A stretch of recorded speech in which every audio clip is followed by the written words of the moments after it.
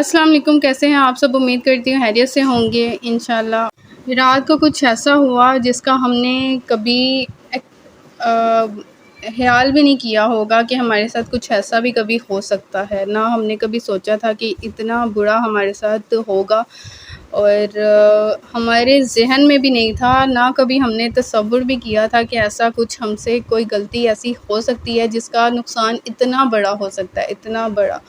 और अल्लाह ताला का लाख लाख करोड़ दफ़ा शुक्र, जितना भी हम शुक्र अदा करें वो कम है, क्योंकि अल्लाह ताला ने जो हमारे ऊपर ये एहसान किया, अल्लाह ताला ने को पता नहीं कौन सी नेकी पसंद आ गई थी, मेरी या इसके बाबा की, जो हमें इतने बड़े नुकसान से अल्लाह ताला ने बचा लिया। तो अल्लाह ताला का जितना भी शुक्र अदा करें वो कम है, क्योंकि हमारा जितना बड़ा ये नुकसान हो जाना था ना, तो हमारी तो दुनिया ही उजड़ जानी थी।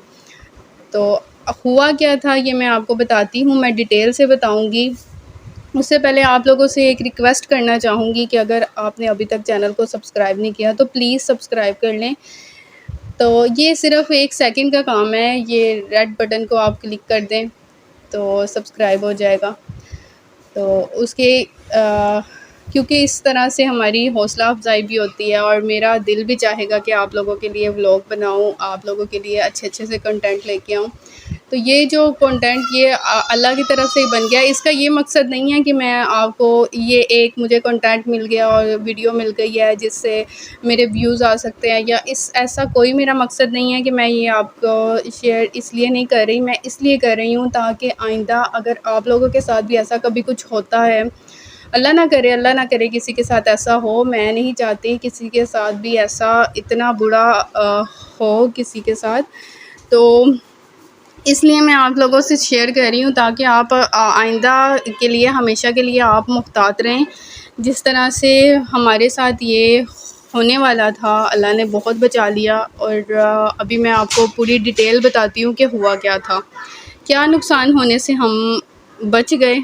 और मैं आपको ना पूरी स्टोरी कल की सुनाती हूँ कि असल में हमारे साथ हुआ क्या है, ठीक है। तो अभी मैं स्टार्ट करती हूँ आपको ये बताने से कि कल हुआ ये था कि कल राहिम की तबीयत बहुत ज़्यादा ख़राब थी। अभी काफ़ी बेहतर है क्योंकि हम कल मेडिसिन लेने गए थे। तो जब हमने ना एक चाइल्ड स्पेशलिस्ट डॉक्टर को रखा हुआ है, जो जिनके हाथ में अल्लाह ताला ने बहुत ज़्यादा शफ़ा दी हुई है, तो उनके पास हम लेके गए थे राहिम को कि राहिम को, बच्चों को ना मोस्टली उन्हीं की मेडिसिन से ही सही होते हैं। तो राहिम को पहले किसी और से हमने एमरजेंसी में दिला दी थी, तो उसका कोई फ़र्क नहीं पड़ा। फिर मैंने कहा कि उसी डॉक्टर से, मसला सिर्फ़ इतना सा है कि वो डॉक्टर की ना टाइमिंग बहुत ख़राब है, क्योंकि उन्होंने चेकअप के लिए बैठना होता है 9 बजे, रात के 9 बजे, और बच्चों ने होता है सोना होता है, स्कूल जाना होता है, बाकी बच्चे भी डिस्टर्ब हो जाते हैं इस तरह से। तो हम गए हैं, हमने पहले ना उनका ना टोकन लेना पड़ता है। उनकी पर्ची मिलती है, टोकन मिलता है, और टोकन का टाइम होता है 7 बजे शाम को। तो शाम को 7 बजे इनके चचा की जो शॉप है, उमैर चाचू की, उनकी शॉप पास है। तो उनको इनके पापा ने ना फ़ोन करके कह दिया था कि ना राहिम की जो है ना वो आपने टोकन ले लेना है, तो हम ना राहिम को चेक करवाएंगे, ठीक है।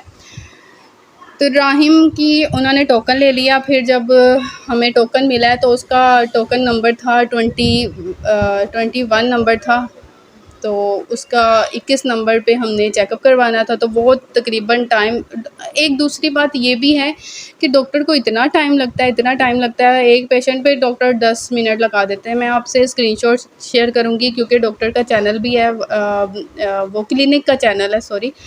तो उस पे वो ना टोकन नंबर बताते रहते हैं कि इस तरह से ना आप जब बारी आएगी तो आप क्लिनिक पे पहुंच जाएं। तो ये आपसे स्क्रीनशॉट मैं शेयर कर रही हूँ। तो हमारा जो 21 जो नंबर था वो आ गया तकरीबन 12 बजे से पहले ही आने वाला था। लेकिन जब इनका ये रूल होता है कि ये ना 2 टोकन ना आगे बढ़ा के बताते हैं, ताकि जिन्होंने पेशेंट ने पहुंचना है तो वो जल्दी से पहुंच जाए, उनका टोकन ना मिस हो। तो वो पहले ही बता देते हैं कि ये आ गया, ठीक है। जब 20 आ गया ना तो हम घर से निकल गए। और घर से जब निकले हैं क्लिनिक पे पहुँचे, तो क्लिनिक पे जब गए हैं तो वहाँ पे टोकन नंबर चल रहा था 18। तो वहाँ पे मैं इंतज़ार में बैठी रही। मेरे साथ था ज़ावियार मेरे साथ गया था, और राहिम की मेडिसिन लेनी थी, राहिम मेरे साथ ही था। अब इसके पापा ने कहा कि डॉक्टर को टाइम लग जाएगा, क्योंकि डॉक्टर एक पेशेंट पे 10 मिनट लगाते हैं लाजमी। तो हम बैठे रहे, उनके पापा इन दोनों को छोड़ के मेरे पास चले गए घर। उन्होंने घर जाके मतलब जो काम वगैरह रह गए थे वो किए। तो आधा घंटा हम वेट करते रहे।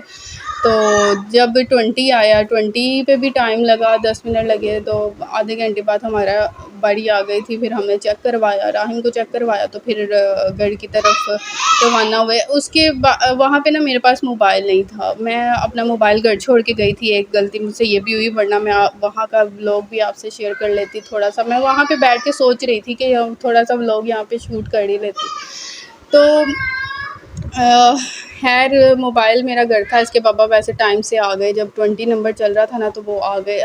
यहाँ से अंदाज़ा लगाएं, जब 18 चल रहा था उसके बाद डॉक्टर ने आधा घंटा लगा दिया, और फिर उतने में उसके पापा भी आ गए 20 नंबर पे। फिर हम 21 पे जब गए हैं, तो फिर हमने राहिम को चेक करवाया, उसकी मेडिसिन ली। मेडिसिन लेके जब हम अब यहाँ पे आपने गौर से सुननी है जो बात मैं आपको बताने लगी हूँ। जब हम घर आने लगे हैं ना, तो वापसी पे 1 बजने लगा था, 1 12:30 हो गए थे, ठीक है। तो 1 बजे के करीब जब हम घर पहुँचे हैं ना, तो ज़ावियार का बड़ा मूड ख़राब हो रहा था। ज़ावियार कह रहा था घर नहीं जाना। तो ज़ावियार कहता है कि हमें ना ज़ावियार कहता मुझे नीचे तालो। अच्छा, जब घर के पास खड़ी की बाइक, फिर ज़ावियार को इसके बाबा ने उतार दिया नीचे बाइक।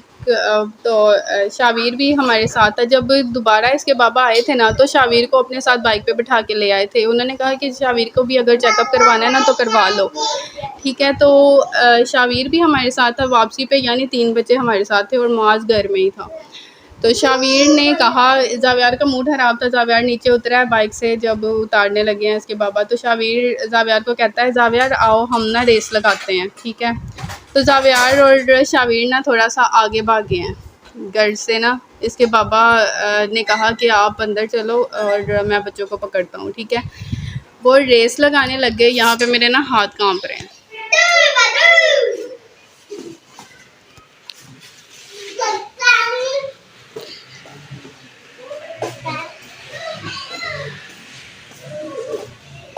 अच्छा, तो ये दोनों रेस लगाने लग गए। थोड़ा सा ही आगे गए घर से ना, मुझे था कि इसके पापा ना अभी बच्चों को पकड़ लेंगे। मैं राहिम सबसे पहले घर में एंटर हुआ।